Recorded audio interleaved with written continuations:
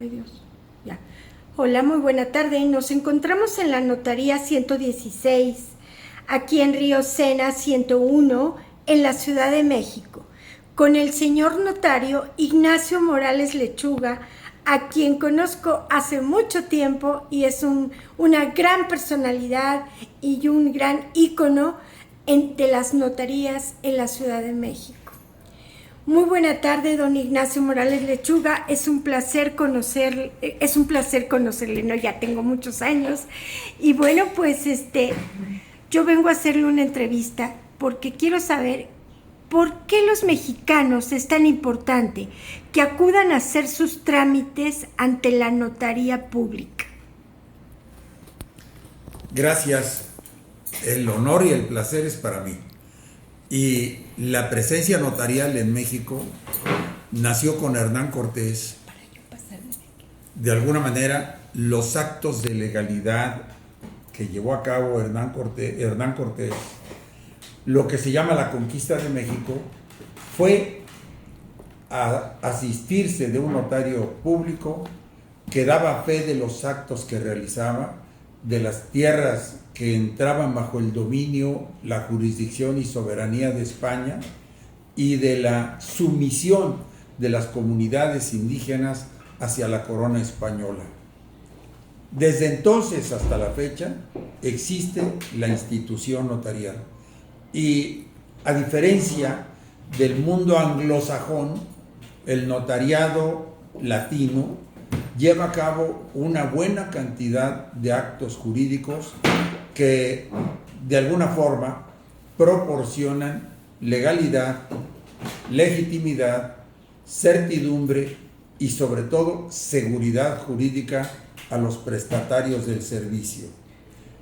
Todo lo que se refiere a la propiedad inmobiliaria y respecto de la propiedad de algunos muebles, las leyes ordinarias y las leyes del notariado ordenan que sean dotados o investidos de fe pública para darle esa certidumbre y seguridad a los actos, y también para que se cumplan con las leyes administrativas y especialmente las fiscales, así como todos los actos tienen que ser inscritos en el registro público de la propiedad.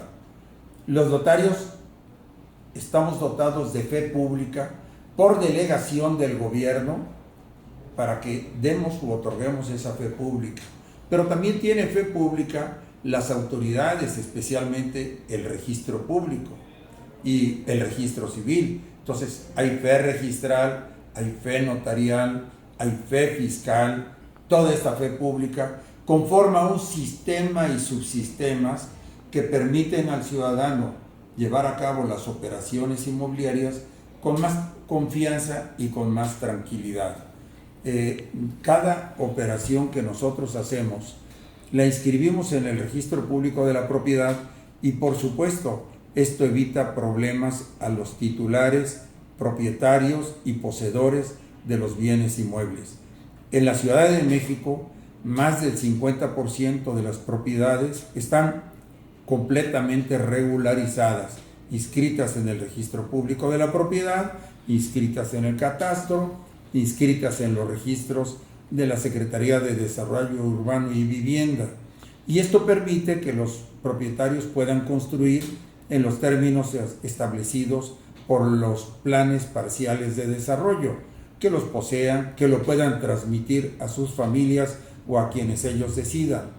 De ahí la importancia que nace de hacer testamento para disponer de esos bienes para después de la muerte, o la transmisión en vivo, lo que llamamos la herencia en vida, que consiste en transmitir a los hijos anticipadamente las propiedades, o a la esposa inclusive, a los herederos de uno, y la disponibilidad de la propiedad privada a través de su venta o enajenación o aportación, en la libertad de disponer de las propiedades propias. Ese es parte del sistema de propietarios que existe en toda la República, que la República desde 1824 le da plena, entera y validez a todos estos actos jurídicos y protege las libertades y sobre todo la democracia que hoy está soportada constitucionalmente por la transparencia, por el derecho a la información, por el derecho a la rendición de cuentas que el gobierno debe hacer a los particulares. Pero todo esto forma parte de lo que podríamos llamar el mundo occidental, a diferencia del mundo oriental, especialmente el que nace de los sistemas comunistas o socialistas, en donde no existe la propiedad privada como derecho de los ciudadanos, donde no existen muchas libertades como las tenemos en el mundo occidental.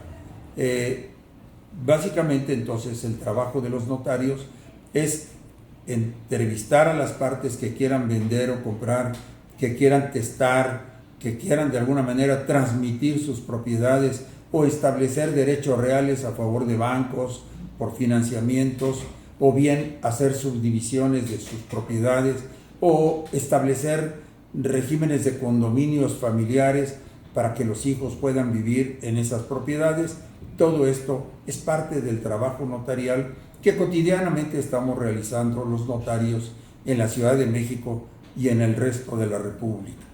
Abogado Morales Lechuga, ¿consideras tú que en este momento las leyes con las que ustedes trabajan en la notaría están completamente reguladas, si bien, o consideras que puede haber algunos cambios o reformas?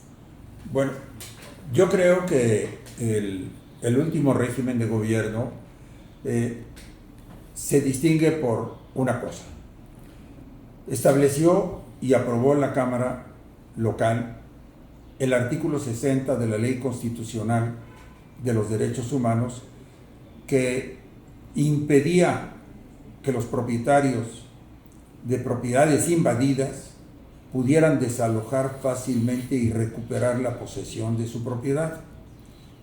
Esto fue un duro golpe a la propiedad privada.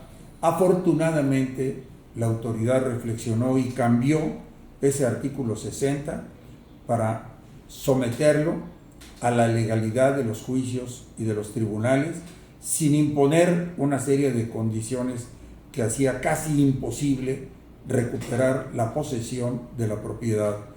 En otro orden de ideas, durante año y medio, suspendió las construcciones en la Ciudad de México, cerró las ventanillas únicas de recepción y eso motivó un retraso, descenso o anulación de las posibilidades de construcción en la Ciudad de México y de desarrollos, con lo que bajó la oferta inmobiliaria en la ciudad y bajó la confianza de muchos inversionistas en la ciudad.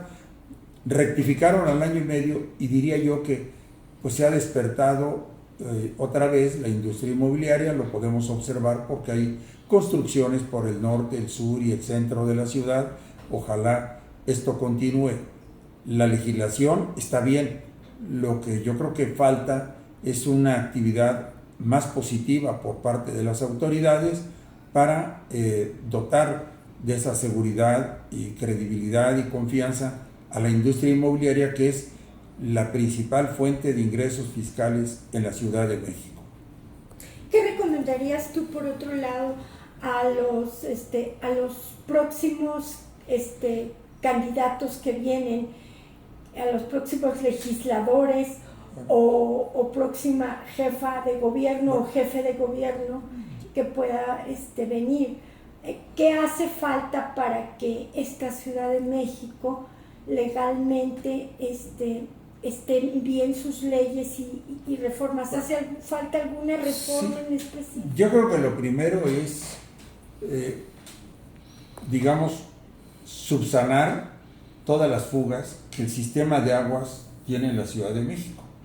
Se habla de que la mitad del agua que entra a la ciudad pues se fuga por problemas que tiene la red primaria y la red secundaria de dotación de agua.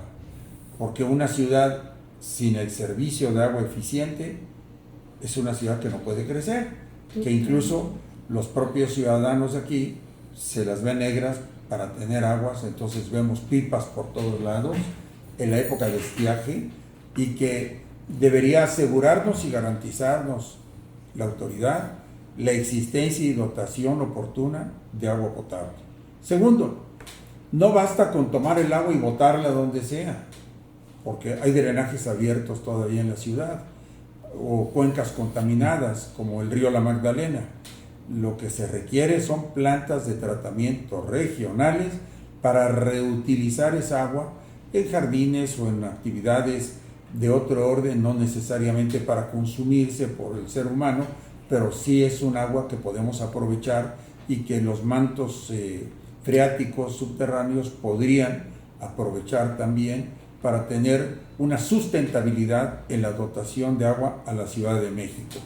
Tercero, el cuidado del medio ambiente para que la ciudad siga siendo también una fuente generadora de oxígeno a virtud de la contaminación.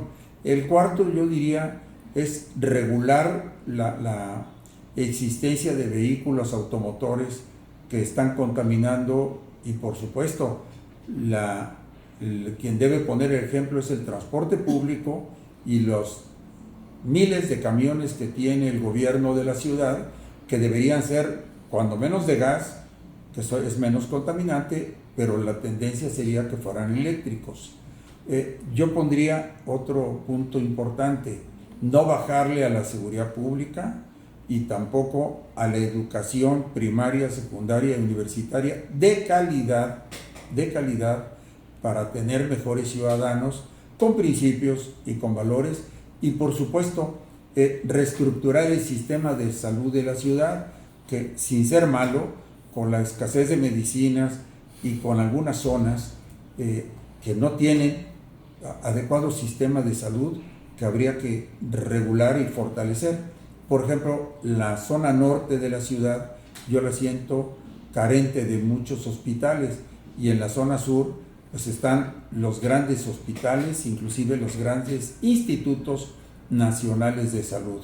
Entonces, la movilidad, la salud, la educación, la seguridad y sobre todo el impulso de la industria inmobiliaria, claro, no en forma caótica, sino apegada a los planes parciales de desarrollo, sería ideal para tener una ciudad que permita a los habitantes ser más felices. Los planes parciales de desarrollo, si no mal recuerdo, fueron aprobados desde 2006 y a la fecha no se han modificado. Y entonces hay un gran debate de todas las juntas de vecinos y de los vecinos y los copacos y todo el mundo sobre qué es lo que debe autorizarse en la ciudad. Pero aunque todos en el fondo seamos opositores de la verticalización de la ciudad, esta es una necesidad. No podemos seguir creciendo horizontalmente la ciudad, porque esto afecta pues el transporte, afecta la seguridad, afecta el medio ambiente, afecta también la dotación de agua, porque hay que llevar servicios a todos lados, y la verdad es que deberíamos concentrar la población estableciendo sanas equidistancias entre los centros de trabajo, los centros laborales y los centros habitacionales, y establecer, digamos, medidas de mitigación. Por ejemplo, toda esta zona es una zona natural de mitigación de Paseo de la Reforma, por su cercanía con Paseo de la Reforma. Y esto permite que las personas puedan ir a su trabajo en bicicleta, caminando, usen menos el coche, se contamine menos. Aunque debo decir que la fuente principal de contaminación creo que está en la termoeléctrica del norte, rumbo a Tuxpan, y en la refinería de Tula. Y esos dos centros sueltan partículas de azufre que pues inundan el Valle de México y que contaminan más que los vehículos automotores particulares. Creo que en lo que es transición energética hemos descendido punto, como lo leía hace poco, porque en estos 5 años no se ha producido un watt adicional a los que se producían en el gobierno anterior. Sin embargo, el gobierno actual ya gastó $6,000 millones en la compra del 80% de las instalaciones de Iberdrola, no en aumentar la capacidad de generación de energía eléctrica por medios sustentables, sostenibles o verdes, como quieran llamarle, y pues esto va a originar en poco tiempo una crisis de abastecimiento de la energía eléctrica en la ciudad y en todo el país, porque estamos creciendo y crecen las necesidades de abastecimiento de energía eléctrica, y sobre todo con los vehículos eléctricos va a aumentar más la demanda energética. Así que México se está rezagando, no solamente en aeropuertos y en otras cosas, sino también en la generación de energía eléctrica. Qué grave, ¿no? Qué grave situación, pero ¿qué solución le ves a corto plazo?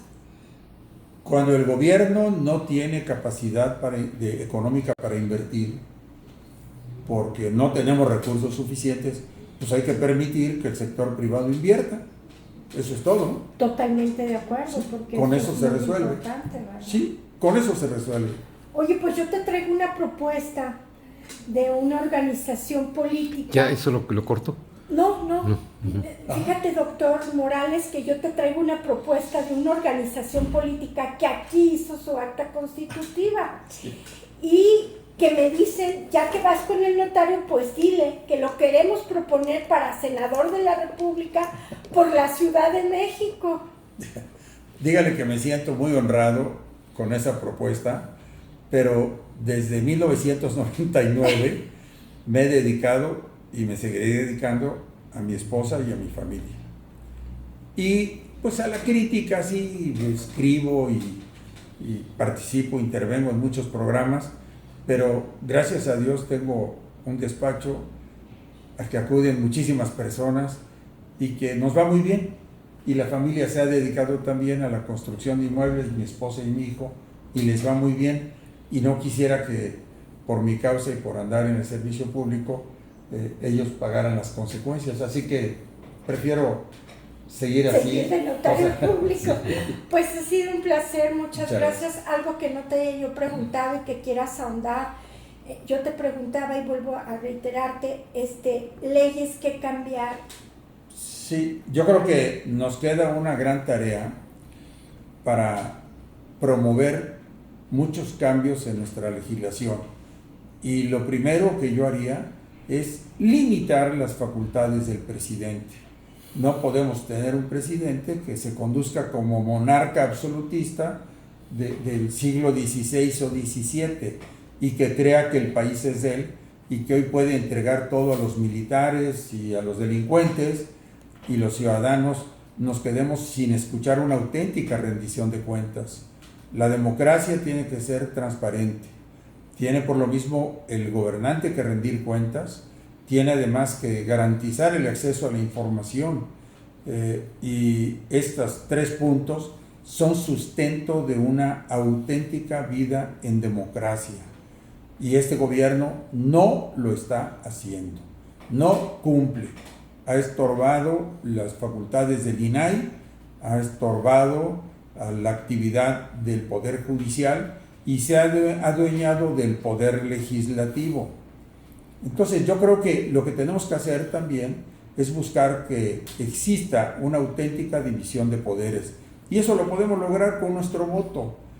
No tiene por qué el próximo presidente ser dueño del Congreso, ni tratar a los diputados y senadores como sus empleados, ni los senadores y diputados dejarse tratar como empleados indignantes, obedientes, que no sean capaces de cambiar ni una coma, ni un punto de las iniciativas presidenciales. Creo que México debe rescatar la confianza en sus instituciones, también en las instituciones descentralizadas, para poder crecer. Y del desarrollo económico tendrá que venir el reparto social, el reparto del ingreso y, por supuesto, el mejoramiento de las condiciones de vida de las familias mexicanas, que lamentablemente en este gobierno la pobreza y la pobreza extrema se han incrementado. Ya de la violencia ni hablamos, pues hay más de 156,000 muertos, se han roto los récords de asesinatos y de desapariciones, y lo único lamentable que he visto es que le dé risa al presidente el secuestro de 13 o 16 policías en Chiapas, que está terrible, y las familias que están angustiadísimas porque los tienen secuestrados, pues como respuesta presidencial, reciban una risa y la amenaza de acusar a los delincuentes con sus abuelitas. A mí me parece eso una burla imperdonable por un hecho gravísimo, que yo quisiera que el presidente viera los rostros de las familias de estos secuestrados y la angustia que deben estar viviendo en este momento, un infierno que no se lo deseo a nadie. Definitivamente eres un hombre que eres muy humanista, como siempre, pero te parte el corazón ver estas situaciones por las que pasan mexicanos, ¿no? Y realmente, pues, hablando de la seguridad en México, faltan muchas cosas. Tenemos mucho que aprender de ti, porque ves las cosas globalmente. Y bueno, pues cuéntame qué es lo más satisfactorio, doctor Ignacio Morales Lechuga, que has tenido en tu vida. Mi esposa y mis hijos. Qué hermoso, felicidades. Eso es lo más satisfactorio para mí. Oye, cuéntame, tú eres muy mexicanista, me gustaría que nos paráramos y nos mostraras las cosas. Mira, que tienes aquí. Cuéntanos. Todas estas piezas, soy un depositario de estas joyas que nuestras culturas precolombinas, que en algún momento devolveré. Y que alguien me preguntaba que si son originales, y yo siempre les he contestado que originales sí, auténticas quién sabe. Pero qué hermoso, qué culto a la cultura mexicana. Pues y qué honorable lugar les das aquí en tu despacho. Lo más bello que tenemos. Este es un cuadro de Augusto Lor, un holandés, que pinta el rescate de Mitla, Oaxaca. ¡Wow! ¡Qué hermoso! Y es un cuadro que a mí me encantó desde que lo vi, no por su colorido, sino por su técnica y lo que representaba. Muy bien, qué bonito. Bueno, y allá tenemos otras. Hay piezas, la de la mujer sentada, es una mujer que seguramente falleció durante el parto. Acá a la izquierda. Sí. Esta mujer que está sentada. Marcos. Sí. Esta mujer que está sentada aquí. Uh-huh. Y esta es una pieza de Nayarit, Colima, occidental, hermoso. Que en los palafitos, por las inundaciones y la zona costeña, pues vivían arriba. Ay, es que esto es digno de como, tú tienes como un pequeño museo aquí. Qué hermoso. Me encanta. Este cuadro, por ejemplo, es de un inglés, Egerton, pintado en 1840. Bueno, es un grabado coloreado a mano que lo hizo 2 años antes de morir. Él murió en 1842 en Tacubaya con su pareja, y él, como otros pintores que venían a México, eran una suerte de espías que mandaban sus colores a la metrópoli para que los monarcas conocieran estas tierras del Nuevo Mundo. Qué hermoso. Lo mismo pasaba en Francia, por ejemplo, con Gauguin, el gran pintor. Él fue con un sueldo del Ministerio del Interior a Tahití, allí vivía, pero recibió un sueldo que le mandaba el gobierno francés y rendía informes y mandaba también dibujos de cómo vivía. Y sus cuadros más cotizados son de ahí. Wow. Son de mujeres, precisamente, y algunos trabajos Y hablando de mujeres, ese es un cuadro de mujer, ¿verdad? Sí, este es García Núñez, un pintor que se perfeccionó en París. Con una técnica muy lograda. Ay, no quiero.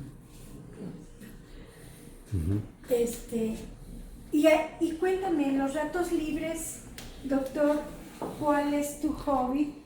Lectura y jugar tenis. Ah, muy bien, por eso te conservas en buen estado, mira nada más. Ni un gramo más, ¿eh? Felicidades. Gracias. Pues muchas gracias. Al Cuéntanos contrario. qué es lo que... Te quedan 30 segundos. ¿Qué es lo que quieres decir por último en esta entrevista? Ha sido un honor Que sean felices. de International News gracias. poderte entrevistar. Y bueno, pues Que sean felices. muchas gracias, Al gracias a contrario. ti, muchas Al gracias. contrario, muchas gracias. Transmitió Rocío López para International News, aquí con nuestro doctor Ignacio Morales Lechuga, el rector de la Escuela Libre de Derecho, que ahí fue donde yo le conocí. Gracias. No es cierto, gracias. Gracias. Gracias. Oye, pues Sí, gracias, Muchas te pasaste gracias. 10 segundos. ahora ahora nos hablamos de lo que queremos hacer. Pues queremos hacer una fundación. Adelante, sí. ¿Una fundación? Buenas tardes. Una firma en la Dorada. Voy para allá. Gracias. Una compraventa. ¿Cómo no? De Coavi, la representante de firma en más tarde del cielo. Voy para allá. Gracias. Fíjese que hacer una fundación en los términos de la Ley de Instituciones de Asistencia Privada. No, esa no. No. Asociación Civil. Ok, una asociación. Sí. Muy bien. Sí, cómo no, con mucho gusto. Sí, porque ya la asociación privada ya fui ahí a ver cómo es Ajá. y todo. Y no es mala, pero realmente no es nuestro. Tienen más requisitos y Sí. están más vigiladas que los bancos. Exacto, no es asociación civil. De hecho ya la habíamos hecho, pero fíjate que Pero sí, venga, por favor, venga. precisamente Venga, por favor. tú me sugeriste la otra vez que lo mejor era volverla a hacer porque Sí. ya pasaron Sí, años sí, así es. y con los que la conformamos, que era mi hermana. Mire, vamos, se traga un formato de asociación civil. ¿Quién está de guardia? Horacio. Díganle ahora a ustedes su padre que venga. Y ahorita empezamos a llenar un formato con la idea de firmarlo cuanto antes. Y yo ahorita me reincorporo. Ahorita voy a una firma de compraventa que tengo Sí, lo están arriba. esperando. Pero ahorita vengo, ¿eh? Sí, No, bueno. no me despido. Ahorita viene un abogado Ok. que les va a empezar a tomar los datos. Oye, ¿y de honorarios cuánto sería? No, pues por eso no se preocupen. Si No, no, sí, tenía- porque no tengo que pagar. No, mire, no llegaremos, sí, espérenme a ver, tenemos permiso de relaciones, déjenme ver cuánto es de registro, pero le cobraremos de todo el servicio de la oficina 1,500 pesos, más lo que nos cueste registro y relaciones exteriores. Ah, ¿Eh? no. ¿Hecho? Muchas gracias. No, al contrario, encantadísimo, que es lo que nos gastamos de papelería. Oye, sí, gracias, te esperamos, gracias. Bien, muy buena entrevista. Ese es de los míos. Veníamos pensando en el agua. ¿Te acuerdas que te venía Eso es diciendo? lo que te iba a decir. Venían diciéndote que el agua que hay que aprovechar. Sí, sí, sí. Y es que no se requieren de estructuras muy grandes. Hay una planta de papel que yo creo que la conoces, se llama Kimberly Clark, que está en Ecatepec. Ujú. Tiene, ¿cómo podríamos decir? 2 presas de 30 metros cuadrados redondas y ella recibe el agua del canal del desagüe. La trata, la utiliza en su planta y la regresa mucho más pura de la que regresó. Mucho gusto. Mucho gusto. Y lo que se gasta no es mucho. Ajá. El horror es lo malo, pero bueno, luego platicamos. Sí, claro. Me comentaba Rosy, la secretaria del notario, Sí, que planean hacer una asociación o fundación. sí, fundación. A ver, platíquenme. Pues miren, Ahorita viene el notario. la fundación, el objetivo es que nosotros nos dediquemos a asistencial sin fines de lucro. Y bueno, pues ¿qué pasa? Que yo he pensado que el gobierno en los hospitales que hay del ISSSTE y del seguro, pues si a mí me falta un diente, yo tengo que pagar el diente. O, Ok. o algún órgano, la mano, la Tiene que pierna. cubrir, digamos, Exacto. parte de Ajá. su propia atención. Entonces nos vamos a dedicar a... ¿Sigue grabando? Sí, sigues grabando, te No. lo di para que lo pagaras. No. Págalo, es que no sé cómo pagarlo. No es el mío sí sé. Chispas, ¿ya se pagó? Ya no.